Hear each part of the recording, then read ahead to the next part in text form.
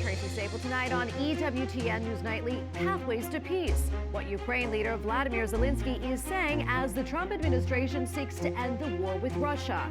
Health of the Holy Father. We have an update on the condition of Pope Francis as he spends another night in a Rome hospital. Seeking answers, new HHS Secretary Robert F. Kennedy Jr. is asking for a study on the safety of the abortion pill Mifepristone. We have the details.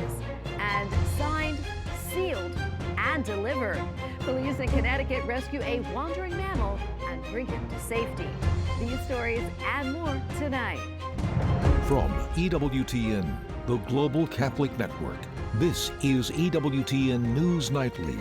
Thank you for being with us on the Feast of St. Conroy in Piacenza. Our top story tonight, as President Donald Trump tries to end the war in Ukraine, he is now engaged in a war of words with Ukrainian President Volodymyr Zelensky, and it is getting heated. On Truth Social, Trump calls Zelensky a dictator without elections who has done a terrible job. White House correspondent Owen Jensen reports. Owen.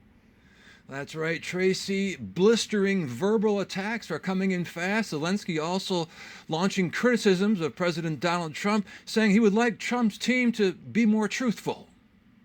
President Donald Trump arriving in Miami, Florida this morning before posting on Truth Social his criticism of the Ukrainian president, writing, Zelensky admits that half of the money we sent him is missing. He refuses to have elections, is very low in Ukrainian polls, and the only thing he was good at was playing Biden like a fiddle. Zelensky taking his own swipe at Trump. I believe the United States helped Putin get out of many years of isolation. Unfortunately, President Trump, I have great respect for him as a leader of a nation that we have great respect for. The American people who always support us. Unfortunately, he lives in this disinformation space. Critics also say President Trump was wrong when he said Kyiv was to blame for the war. But today I heard, we weren't invited. Well, you've been there for 3 years. You should have ended it 3 years. You should have never started it. You could have made a deal. I could have made a deal for Ukraine. Well, look, it's good to be back in Kyiv again. All this happening as Keith Kellogg, the U.S. Special Envoy for Ukraine and Russia, visits Ukraine to meet with President Zelensky and his military commanders. We understand the need for security guarantees. It's very clear to us that the important sovereignty of this nation, and it depends from this nation as well. A former British ambassador to Ukraine says Trump's push for a rapid peace deal would be immensely damaging for Ukraine. It seems that he wants to ignore Europe, and any bad peace will be storing up massive problems for the future, including for the U.S. A former CIA analyst says Russia keeps moving the goalposts. And as they see the United States giving away concessions, that the United States is saying, Ukraine won't be in NATO, that the United States will not take place of any peacekeeping mission. We're giving away all of these concessions for nothing in return. And so what do the Russians do? They ask for more. Also tonight, Russian President Vladimir Putin says he would like to meet with President Trump. President Trump believes his administration can end the war through negotiations. Meanwhile, President Trump returns here to Washington later tonight. At the White House, Owen Jensen, EWTN News Nightly. On the U.S. Conference of Catholic Bishops is suing the Trump administration. Last month, the administration froze billions of dollars in funds and grants, saying the money was being misused by left-wing groups. Some of the money went to the USCCB for refugee resettlement in the U.S. The bishops say the results of the freeze have been, quote, devastating. The lawsuit claims that the USCCB has millions of dollars in pending unpaid reimbursements for services already rendered to refugees and is accruing millions more each week. It faces irreparable damage to its longstanding refugee resettlement programs and its reputation and relationship with its subrecipients and the refugee population it serves. The bishops accuse the administration of flouting the Constitution and its separation of powers, among other things. All right, let's bring in Richard Thompson, President and Chief Counsel of the Thomas More Law Center. Richard, great to be with you today. So tell us more about this lawsuit and what exactly it aims to do. Well, I had a brief scanning of the lawsuit. It raises some very meritorious claims, one of them being that the Catholic bishops have already expended several millions of dollars taking care of refugees that they were obligated to take care of under the provisions with the United States government. Those dollars should be funded right away to the Catholic bishops. Now, there are other issues involved, constitutional issues, whether the Trump administration followed the Administrative Procedures Act, whether they acted capriciously. But again, my feeling is that this can be worked out. We don't want the Catholic bishops and the Trump administration to be at odds with one another, especially when a vast majority of Catholics voted for President Trump the last time. A majority of Americans believe that there is a crisis in immigration. So I think it's prudent for the administration to pay the money they owe the Catholic bishops right now for services that they have performed. There is already a motion for a temporary restraining order so that those funds can be paid. That was just filed today.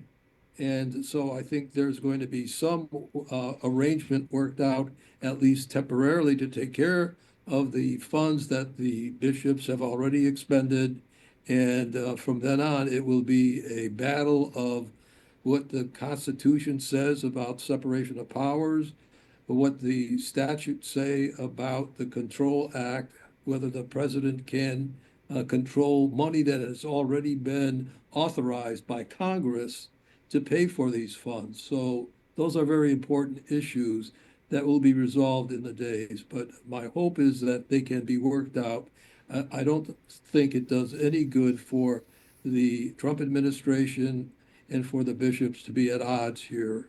It doesn't help their evangelization of Catholics and others. And the Trump administration certainly has to have some kind of control over the budget. So that's a main thing. This was a 90-day pause, but even in that 90-day pause, they did not say we're going to withhold funds that they already have expended or are responsible for. So I hope that that can be arranged. Richard, what do you think comes next here in all of this? I know you want something to work out. I think everybody does. But what do you think the next steps are here? The next step is there is a motion for temporary restraining order. We haven't heard from we haven't had a response from the Trump administration or the federal government. Once they respond, then there will be an immediate hearing. The judge will have to decide what immediate remedies they can give to the USCCB. And after that, there can be an appeal, or they can continue on with the lawsuit and handle all of the other meritorious claims that have been made. As you know, in most lawsuits, there are two sides to the issue, so we have to wait to see how those sides play out. Yeah, and we shall see what happens. Richard, thank you so much for coming on. We appreciate it. God bless. You too. Thank you. In New York, one priest in Brooklyn has been helping immigrants for decades, so much so that 87-year-old Monsignor James Kelly decided to become a lawyer to represent them in court. Kelly himself is an immigrant from Ireland, and he described how people seeking his help are feeling right now. Right now, it's very tough. The government has become very, very strict. Very, very, people are afraid. We're not getting as many people seeking our help. We're getting more people seeking help, but not legal help, not the kind of help that we're very good at. We do a lot of adjustment of status cases, but many of them are afraid to do that now because they're concerned that if they're apprehended by immigration, they will be deported back to their home countries, okay? So that's a real problem for us. How do you deal with these good people, decent people, who are very practicing Catholic, most of them, nearly all of them?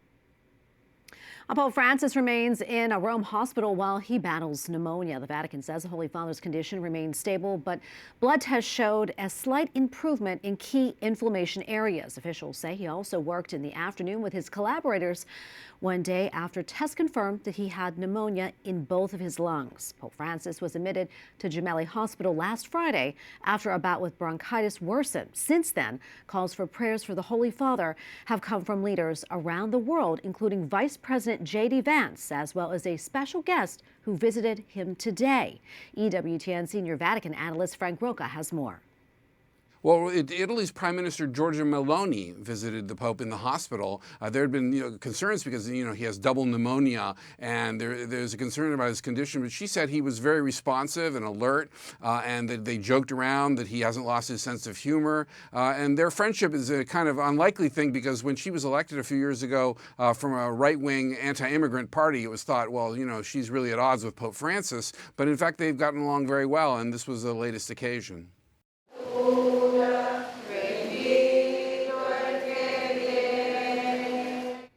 And in the Holy Father's native Argentina, the faithful gathered to pray for his health and his recovery. Many came together in a church where Pope Francis celebrated Mass in the days before his pontificate.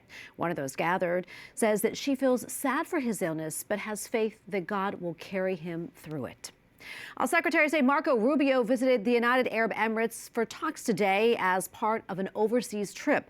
The talks come as the U.S. attempts to push forward with a shaky ceasefire deal between Israel and Hamas. Rubio met with the ruler of Abu Dhabi to discuss several topics, including the Gaza Strip, Syria, Lebanon, and the Red Sea. The nation's top diplomat also toured the Abrahamic Family House, which houses a Catholic church, a Jewish synagogue, and a mosque. Now, we have a lot more still to come here on EWTN News Nightly, including controversial move. Reaction pours in on Capitol Hill following President Trump's expansion of access to IVF. And HHS Secretary RFK Jr. pushes for new research into the safety of the abortion pill Mifepristone.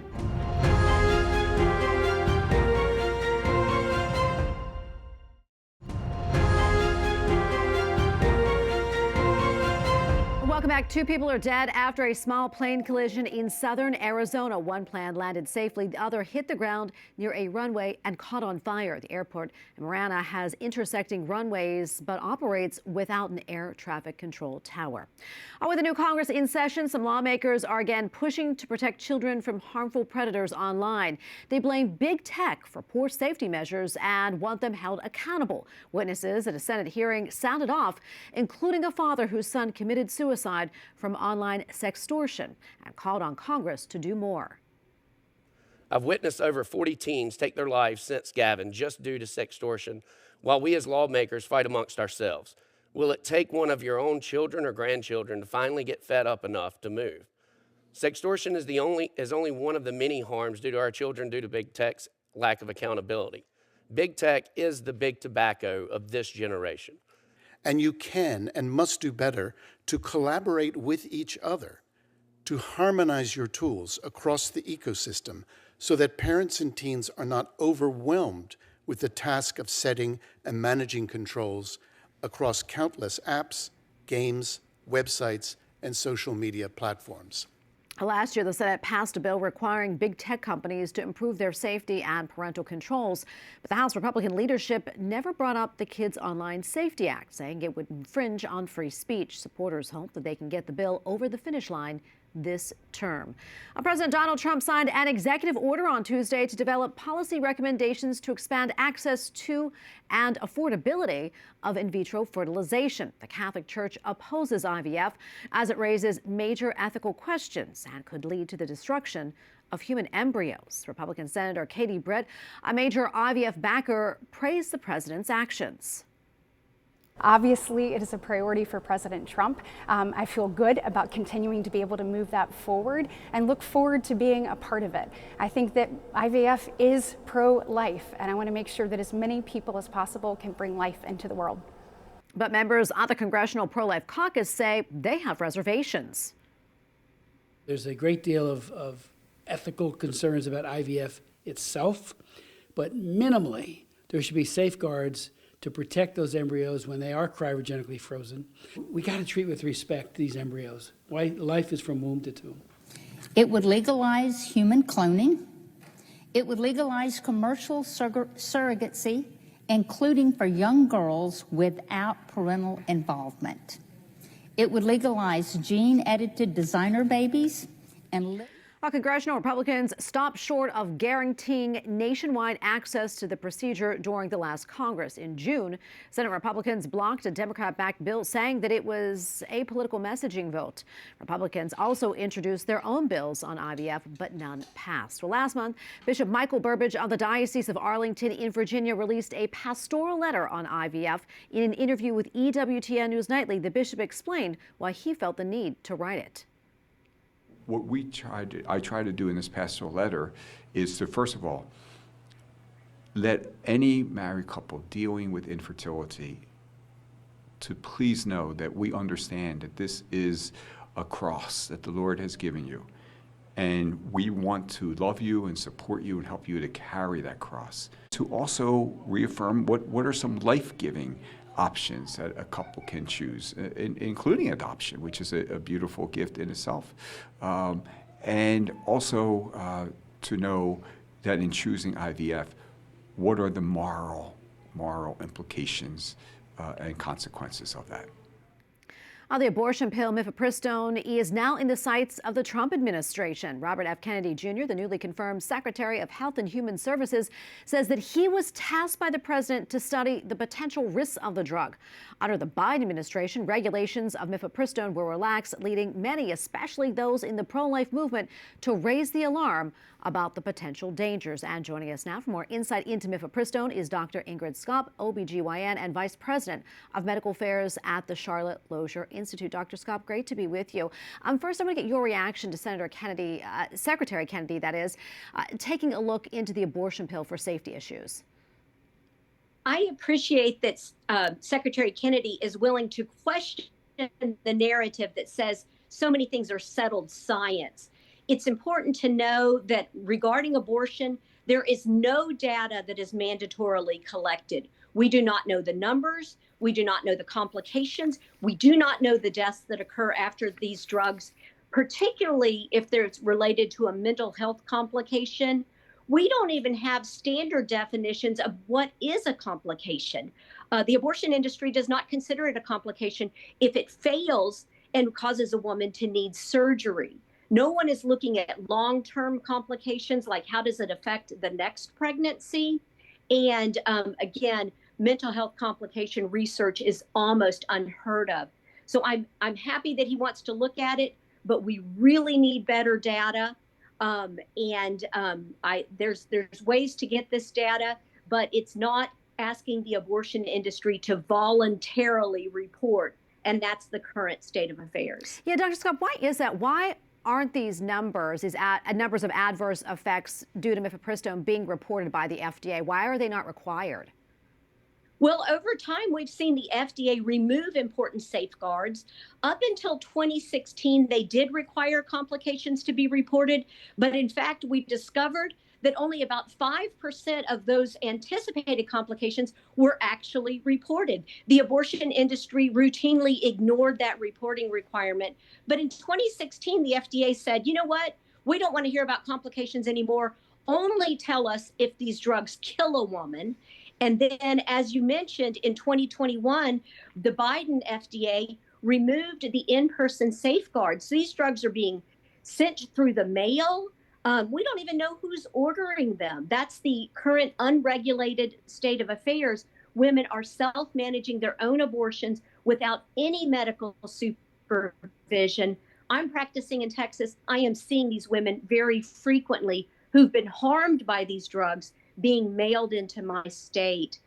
So there's a lot of work that needs to be done to rein this in, to look for good data, and then to analyze it and to say how many complications are too much. And I would say that what we're experiencing right now, when about 1 in 20 women need surgery or show up to an emergency room after taking these drugs, that's far too many complications. But we need to know what the reality is, and the FDA has not been trying to find that data for a long time. Yeah, so much more we can talk about, almost out of time. But what do you hope comes from this investigation? I anticipate that when the data is analyzed in a very scientific, methodologic fashion, that we're going to discover these drugs are very dangerous, and I think that they will be reined in, perhaps even taken off the market. They're that dangerous for women. Yeah, we're going to leave it right there. Thank you so much, Dr. Scott. Great to have you on. God bless. Thank you. Appreciate it. All right, speaking of the Lone Star State, there is a measles outbreak in rural Texas, and it is growing as several people in neighboring New Mexico have also contracted the disease. State health officials say this is the largest measles outbreak in nearly 30 years. New Mexico officials say those infected could have been infected at a grocery store or an elementary school. Measles is a highly contagious respiratory virus which can live in the air for up to 2 hours. Up next on EWTN News Nightly, fun for the whole family. A new study ranks the most family-friendly states in America. We will tell you who is first and who is last. Plus, since the Pope is in the hospital, who is running the Vatican? How the person in charge is unlike any other in history.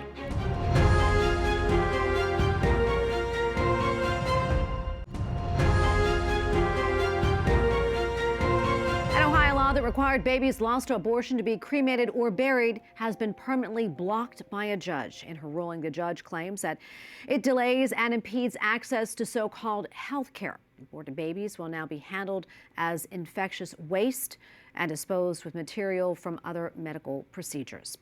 A new report is ranking the most family-friendly U.S. states. The findings are from the Center for Christian Virtue. They examined family structures by state and linked societal problems like violence, child poverty, and poor educational outcomes to broken family units. And their findings, well, just may surprise you.